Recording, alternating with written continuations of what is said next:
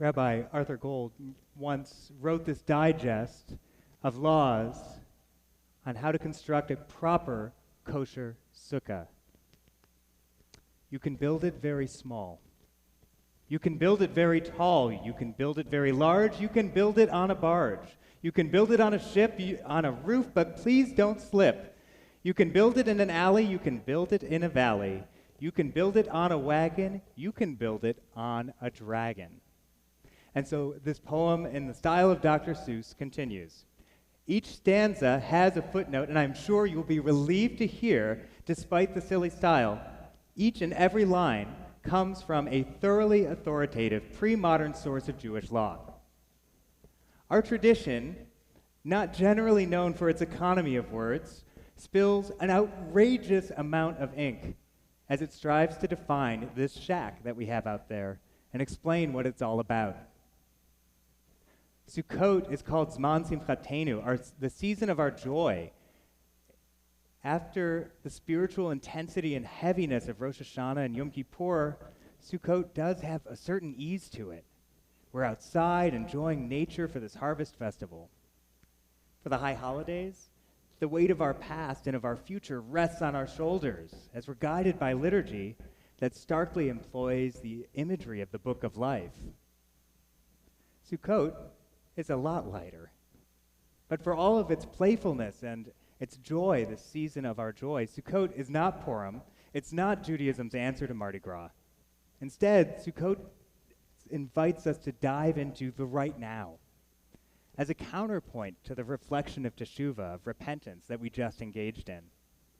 The smell of that cool breeze out in the sukkah pulls me out of those deep thoughts whenever I sit, calmly but persistently returning me to the present. The physicality of this outdoor harvest festival radically reorients us to live in the moment, to indulge in it, to even revel in it if we can. Our tradition teaches that the temporary shelter we live in for this holiday honors our ancestors who escaped Egypt and carried their tents on their backs as they traversed the desert. It also honors our ancestors harvesting the bounty of their fields as they erected shelters to store their harvest and shield themselves from the midday sun.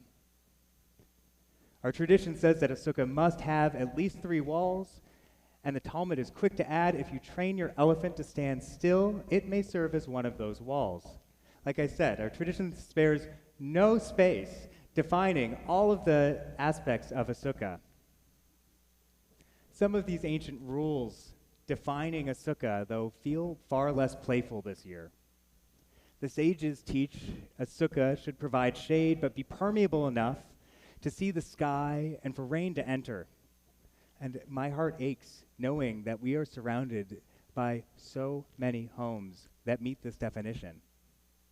In another year, we could wax poetic on the spiritual richness to be found within the temporary nature of a sukkah. This year, I want to ask, what is our temporary sukkah, and what really is our permanent shelter? It was just a few weeks ago, I spent the afternoon sitting on the floor of my pantry, and when the wind stopped howling, and pieces of gutter and siding and roof and shards of glass stopped flying, I saw that only 2 of the 4 houses on my corner were still habitable. The day before, I saw them as permanent shelters. I was wrong. And I knew that the devastation before my eyes was incomparable to what my friends south in Lafitte and west in Terrebonne Parish would discover upon their return home.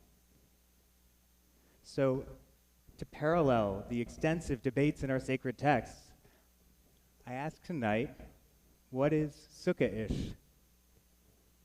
Is a hotel, in a sense, a sukkah, a temporary shelter, a couch, an air mattress? My house is okay. And so it's not my sukkah because my sukkah must be temporary. But my guest room has been a temporary shelter for so many friends this past month. Is it a sukkah to them but not to me? Somehow the Talmud is silent on that one. Is it too chutzpahdik to assume that anything at all is so permanent that it cannot be, in a sense, a sukkah? These concepts, what is permanent, what is temporary, are astutely challenged by the biblical skeptic-in-chief, Ecclesiastes, whose eponymous book we read during this holiday. A season is set for everything, he writes, a time to be born, a time to die, a time for tearing down, a time for building up, a time for weeping, a time for laughing. The only constant is change. Even as our city returns to aspects of normal, nearly a month later, hardly an hour goes by without a reminder that we're not quite there yet. I find myself grasping for a semblance of stability, of structure, of familiarity, of permanence. In other words, all things opposite to the symbolism of a sukkah. It's taken a radical reawakening for me to see that I'm actually already surrounded by that which I seek. I first saw it in the oak tree across from my house. I know some of you have already heard about this. It's known in my neighborhood as the tree of knowledge. It's where kids gathered for the school bus a generation ago. In the days following the storm, a Jazz Fest chair appeared under the broad shelter of its canopy, and then another, and then a cooler, and another neighbor found ice. And after a few days, when the first grocery stores opened, kids ate popsicles from that cooler under that tree. Hair was braided, stories and phone numbers were exchanged. This tree of life, this tree of knowledge is still standing, and now it surely deserves to be called a tree of life. Under its impressive branches, our community came together, supporting one another. Perhaps we didn't know it, but the stability and permanence we sought were there all along. It wasn't the tree. To be clear, the tree is just a symbol, and someday its days, too, will prove to be fleeting. It was us. No storm could break the bonds of neighbors and strangers caring for each other. That was the permanent part. Ecclesiastes opens with the words, utter futility, all is futile. As we rebuild, we might remember that in a certain sense, anything we craft out of stone, wood, and metal is sukkah-ish. It is going to be temporary in a sense. Our true permanent shelters never were physical. They were in the space between you and me. The holy relationship between us is the only shelter I know that no wind can shake. As we rebuild, let's make sure that we nurture the most important and permanent resource that we have. Are you okay? Are your neighbors okay? And please, please, are we ensuring our broader community farther away from this city isn't ignored in their time of need? I can tell you that in the past, when I needed support, I was met with open arms, both here in New Orleans, but also by my friends in Homa, my friends in Lafitte. We mustn't forget them, even if the cameras don't turn there as often. They too are part of us. They are our community. There is no place like this on earth.